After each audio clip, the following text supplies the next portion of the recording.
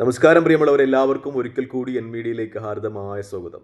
സന്ദീപ് വാര്യർ ഇപ്പോൾ UAE-യിലുണ്ട് എന്നാണ് അദ്ദേഹത്തിൻ്റെ ഫേസ്ബുക്ക് പേജിൽ നിന്ന് വ്യക്തമാകുന്നത്. പ്രത്യേകിച്ചും ഇന്ത്യൻ നാഷണൽ കോൺഗ്രസിൻ്റെ ജന്മദിന വാർഷികവുമായി ബന്ധപ്പെട്ട് അദ്ദേഹം ഷാർജയിലും ദുബായിലുമൊക്കെ ചില പരിപാടികൾ പങ്കെടുക്കുന്നുണ്ട് എന്ന് അദ്ദേഹത്തിൻ്റെ ഫേസ്ബുക്ക് പേജിൽ നിന്ന് വ്യക്തമാവുകയാണ്. പക്ഷേ ഞാൻ ചർച്ച ചെയ്യുന്ന വിഷയം എന്ന് വെച്ചാൽ നിങ്ങൾ തമ്പനയിൽ ശ്രദ്ധിച്ചിട്ടുണ്ടാകും, അദ്ദേഹം തലയിൽ ഒരു കെട്ടൊക്കെ കെട്ടി നിൽക്കുന്ന തമ്പനയിൽ.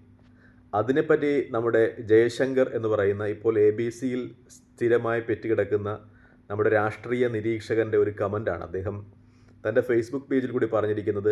മതേതരവാദിയായി വേഷപ്രച്ഛന്നം ചെയ്ത വീരശ്രീ സന്ദീപ് വാര്യർ അറേബ്യൻ മരുഭൂമിയിൽ എന്നാണ്. കാരണം ആ തലയിൽ കെട്ട്, സന്ദീപ് വാര്യരുടെ തലയിലെ ആ കെട്ടാണ് അദ്ദേഹത്തെ പ്രകോപിപ്പിച്ചിരിക്കുന്നത്. പക്ഷേ ജയശങ്കർ തെറ്റിദ്ധരിച്ചിരിക്കുന്നത് അത് മുസ്ലിങ്ങളിൽ കെട്ടുന്ന ഒരു കെട്ടാണെന്ന്. പള്ളിയിലെ മൗലവിമാരോ അല്ലെങ്കിൽ മുല്ലാക്കന്മാരോ ഒക്കെ കെട്ടുന്ന കെട്ടാണ് സന്ദീപ് വാര്യർ കെട്ടിയിരിക്കുന്നതെന്നാണ്.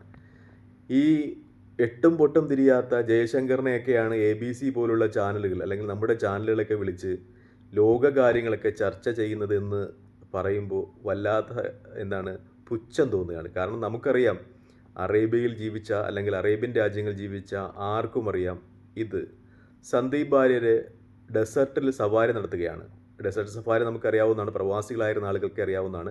മരുഭൂമിയിൽ കൂടിയുള്ള ഒരു യാത്ര, അതിനുശേഷം ഫുഡും അതുപോലെ അവരുടെ ട്രഡീഷണൽ ഡാൻസും ഒക്കെയുള്ള ആ പരിപാടി, അതിന് സന്ദീപ് വാര്യർ പോവുകയാണ്. അപ്പോൾ സ്വാഭാവികമായിട്ടും ആ ടൂറിൻ്റെ കോർഡിനേറ്റേഴ്സ്, ഈ ടൂർ ഓർഗനൈസ് ചെയ്യുന്ന ആളുകൾ അവർ അറബികളുടെ ട്രഡീഷനായ തലയിൽ കെട്ട് അവർക്ക് കെട്ടിക്കൊടുക്കും. അങ്ങനെയാണ് കൊണ്ടുപോകുന്നത്. ആ ഡെസേർട്ട് സഫാരിയുടെ വേളയിൽ ആ സഫാരി നടക്കുന്ന സ്ഥലത്തെത്തുമ്പോൾ, ഡെസേർട്ടിലെത്തുമ്പോൾ ഇങ്ങനെ ട്രഡീഷണൽ ആയിട്ടുള്ളൊരു തലയിൽ കെട്ട് ആണുങ്ങൾക്ക് കെട്ടിക്കൊടുക്കും. പെണ്ണുങ്ങളാണെങ്കിൽ ചിലപ്പോൾ പർദ്ദ ധരിക്കുന്നതൊക്കെ നമ്മൾ കാണാറുണ്ട്, അവരുടെ ട്രഡീഷണൽ ആയിട്ടുള്ളത്. അതാണ് സന്ദീപ് വാര്യർ ധരിച്ചിരിക്കുന്നത്. അത് കണ്ടിട്ട് എന്തോ മുസ്ലിങ്ങളെ പ്രീണിപ്പിക്കുവാൻ സന്ദീപ് വാര്യർ വേഷപ്രച്ഛന്നം ചെയ്ത് നിൽക്കുകയാണ് എന്ന ഒരു കമൻ്റാണ് നമ്മുടെ വിഷം ജയശങ്കർ തൻ്റെ ഫേസ്ബുക്ക് പേജിൽ കൊടുത്തേക്കുന്നത്.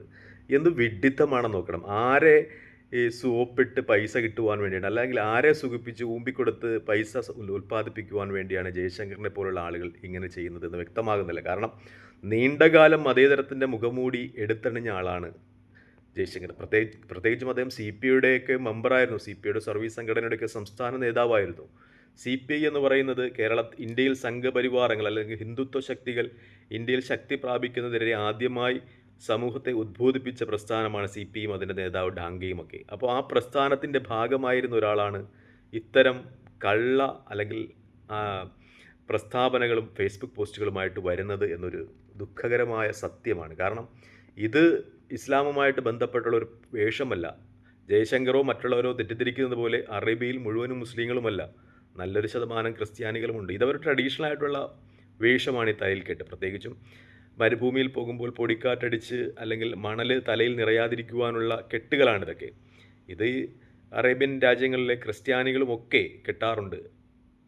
അപ്പോൾ ഇതും ഇസ്ലാമിൻ്റെ സിമ്പലായി തെറ്റിദ്ധരിച്ച് സന്ദീപ് വാര്യർ മുസ്ലിങ്ങളെ പ്രീണിപ്പിക്കുന്നു എന്ന രീതിയിലൊക്കെ വാർത്ത കൊടുക്കുന്നതിൻ്റെ അടിസ്ഥാനം എന്താണെന്ന് വ്യക്തമാകുന്നില്ല. ഇത് ആദ്യത്തെ സംഖ്യയൊന്നുമല്ല ഇങ്ങനെ പറയുന്നത്. കാരണം ഞാൻ നേരത്തെ പറഞ്ഞിട്ടുള്ളതുപോലെ ഒരു ശരാശരി സംഖ്യയുടെ വിശ്വാസം എന്ന് പറയുന്നത് ചാണകത്തിൽ നിന്ന് പ്ലൂട്ടോണിയം വേർതിരിച്ചെടുത്ത് ആറ്റം ബോംബ് ഉണ്ടാക്കാമെന്നാണ്.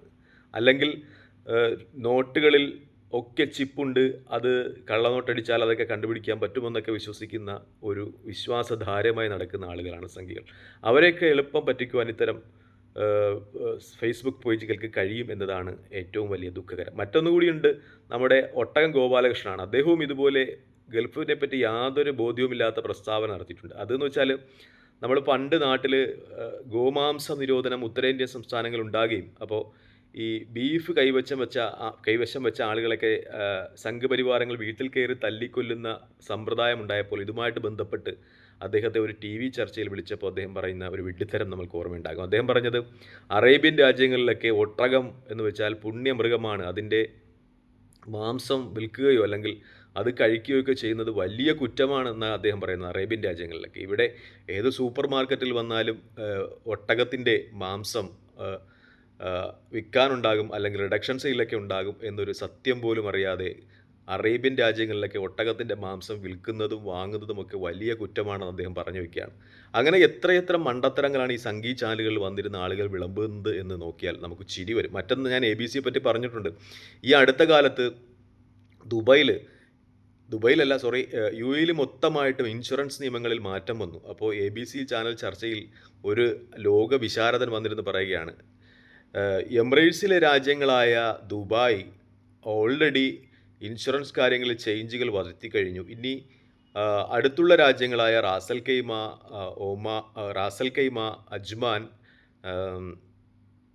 ഫുജൈറ മുതലായ രാജ്യങ്ങളും മാറ്റങ്ങൾ വരുത്തും. അതുപോലെ തന്നെ UAEയിലെ മറ്റൊരു രാജ്യമായ ഒമാനും ഉടനടി തന്നെ ഇൻഷുറൻസ് നിയമങ്ങളിൽ മാറ്റങ്ങൾ വരുത്തുമെന്നാണ് ഈ സംഘി ഈ UAEയിലെ ഇൻഷുറൻസ് നിയമങ്ങളെപ്പറ്റി വിശകലനം ചെയ്തുകൊണ്ട് ABC ചാനൽ പറഞ്ഞത്. നമുക്ക് ഒരു സാമാന്യ വിവരമുള്ള ആളുകൾക്ക് പോലും അറിയാം. കാരണം UAEയിലെ ഒരു സ്റ്റേറ്റ് മാത്രമാണ് ദുബായ്, അതൊരു രാജ്യമല്ല. UAEയിൽ മറ്റ് സ്റ്റേറ്റുകളാണ് ഷാർജ, അജ്മാൻ, ഫുജൈറ എന്നിവ രാജ്യമല്ല എന്നറിയാം. പക്ഷേ ഈ സംഖ്യ വന്ന് പറയുന്നത് ഇതെല്ലാം രാജ്യങ്ങളാണെന്നാണ്. അതുപോലെ ഒമാനെയും അയാൾ UAEയുടെ ഭാഗമായി കൂട്ടി വെച്ചു കൊടുക്കുന്നുണ്ട്. അപ്പോൾ ഈ രാജ്യങ്ങളെ പറ്റിയൊന്നും ഒരു പൊതുധാരണ ഇല്ലാതെ എന്തെങ്കിലുമൊക്കെ വിഷത്തരങ്ങൾ വിളിച്ചു പറയുന്ന ചാനലുകളുമാണ് പ്രബോധകരുമാണ് സംഘപരിവാരങ്ങൾക്ക് ഉള്ളത് എന്നൊരു യാഥാർത്ഥ്യമാണ്. ജയശങ്കറൊക്കെ കുറച്ചുകൂടി പഠിച്ചിട്ട് ഒരു രാജ്യത്തിൻ്റെ സംസ്കാരവുമായി ബന്ധപ്പെട്ട കാര്യങ്ങളൊക്കെ പഠിച്ചിട്ട് ഈ ഫേസ്ബുക്ക് പേജിലിടണം എന്നാണ് എനിക്ക് പറയാനുള്ളത്. പ്രത്യേകിച്ചും താങ്കൾ രാഷ്ട്രീയത്തിൽ അഗാധമായ വിവരമുള്ള ആളാണ്, അറിയാം. കാരണം താങ്കളുടെ വിഷയം പൊളിറ്റിക്സാണ്. നിങ്ങൾക്ക് എനിക്ക് തോന്നുന്നു MPhilലും ഡോക്ടറേറ്റും ഒക്കെ പൊളിറ്റിക്സിലുള്ള ആളാണ് നിങ്ങൾ.